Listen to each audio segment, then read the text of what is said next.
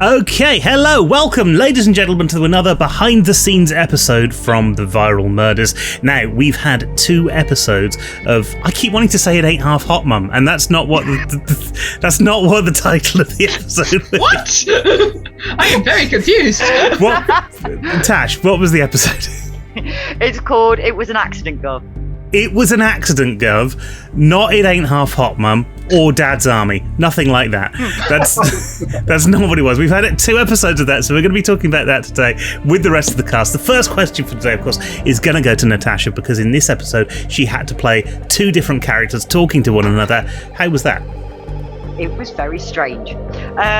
So the first time, the best way to do it is you kind of have... I had Avadni reading one character and I was saying the other, and then I had to respond to my own recording, which was quite difficult, and trying to remember which accent I was trying to do was always the fun bit, because Max would end up with a Gloucestershire accent sometimes when I was doing it. But that is the way that you would do it if you were doing a film or a bit of TV. You'd record your bit and then you'd react to somebody else doing the other bit for you. So that's a sort of standard practice in the industry. Beyond that, how did you find sort of being the characters? You said you were slipping accents a bit. Is that something that you often find if you've got lots of things going on? I tell you why I'm asking this, because I was talking to somebody about their accent changing depending on who is around them the other day. Is that something that you do? Sometimes. The part of the problem is that Gloucestershire is my normal accent, because I was born and raised in Gloucestershire. So my natural accent's to talk like that, and to not talk like that is something that I have to consciously do. I trained myself out of that accent. So when I'm going from the accent that I've spoken most of my life to trying to be very posh, my brain sort of just wants to go back to my normal accent, which is to talk to the Gloucestershire one. But yes, I do pick up other people's accents if I'm around them. I went to Scotland once and came back with a very strong Gloucestershire accent, oddly. I found that I went to Newcastle to do a Doctor Who convention years and years ago, and I got posher and posher and posher as I went up the country. It was until you were sort of shouting across the room, would you mind just passing me this microphone?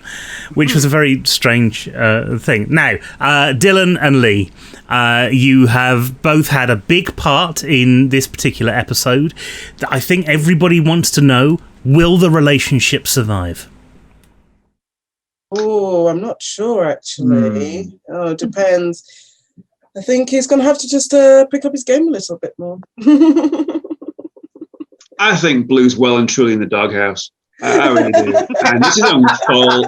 He hasn't got a spine, because the minute he starts defending Pink against Yellow, and then Yellow threatens him, he's like, no, you're good. And when this was later sort of hinted upon, when asked about what Blue did, and one of the characters says, he's an arsehole. At that point, my wife just looks me right in the eye and smiles. So, yeah. I think Blue's got a lot to make up for, and he's got a very short time in which to do it in as well, I think. So, yeah. He's in the Do you think he can? I mean, there's... If anyone is like the gold blend couple of the Viral Murders, it's those two, right? It's Pink and Blue.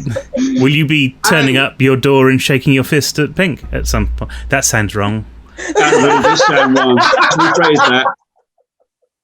Is Pink going to turn up his door with a raised fist? Yeah, I think so. I don't know. Maybe. And the other couple, of course, that have had more than teething trouble, it's like they've been to the dentist and have all their teeth removed, is Evadne and Jay's characters this week. What about you? Do you think, I mean, clearly that relationship is toxic and never going to go anywhere. No, I disagree. Do you really think that's a normal marriage?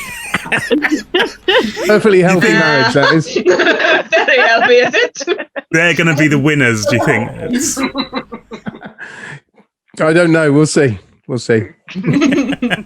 Phrasing. Jess, we heard some very interesting things from your character this week. We don't get to hear a lot from your character, I think, because doesn't quite have the same interplay of relationships as you've got with some of the other characters. How do you feel your character's getting on? Do you think they're going to survive? Yeah, I think, Purple, she's obviously realizes how to play the game. She wants to play the game and not get punished, clearly. And I think she's just having enough of hearing everyone's shit, really, Yeah, she wants to survive, of course. And I think she's just figuring out what the best way to play it to get through, really. But yeah, she's a strong character and she won't take anyone's shit, so... And just to remind you, if you're watching this and if you don't mind taking everyone's shit, please do like, share, comment and subscribe. Now, we really should talk about the death that we've had at the end of this episode as well, because it was one of my favourite, actually, the kind of the choice that you get at the end. Demelza, you were the sad victim of today's... Yes, I wonder how that happened again. If you were locked in a room and you had that choice, what would you choose? Sorry. But a little confused as what do you mean? But do you mean would I choose green to die? Because that definitely would have happened. No. I meant lasers or suffocation. Oh, that part. Yeah. Because we've got a surprise for you at the end of the video. Yes.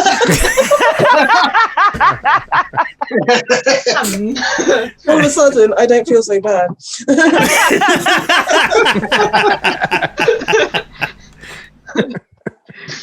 Yeah. To be honest with you, it's I probably would have chosen lasers the same as Orange did. Really? Because I think I'd have chosen suffocation. So well, lasers, if it hits you, depending on where it hits you, would be fairly quick. Suffocation takes a while.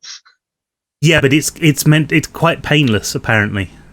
Not that I've suffocated. I'd say those who were suffocated to death aren't really there to actually justify it, whether it's painless or not. Well, there are people who have and have been brought back. I mean, there's not everybody who's been suffocated has died completely. But the reason I think suffocation, if you're in a room and you've got at least some air to start off with, unless there's things pumping the air out of the room, then you're going to be there for a while. You might find a way out. Well, my dramatic heart likes over the top theatrics, so lasers would still probably be the way it would go. I'm just impressed that there's actually lasers that can kill people in this. Yeah. Oh, there's a lot of things in the Kilton Dale. Yeah, apparently Orange has got way more money than I thought she did if she could afford frickin' lasers in the place. And those wonderful wet squelching sounds. Yes, as my body exploded. Fun.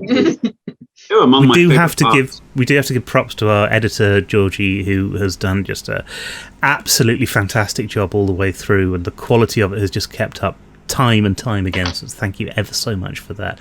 Who would underpaid and overworked? We should say, we really, really do appreciate the work that's gone in on that as well. Matt, again, you don't have. What did you think about these two episodes? I think that's probably the safest way to kind of talk about this.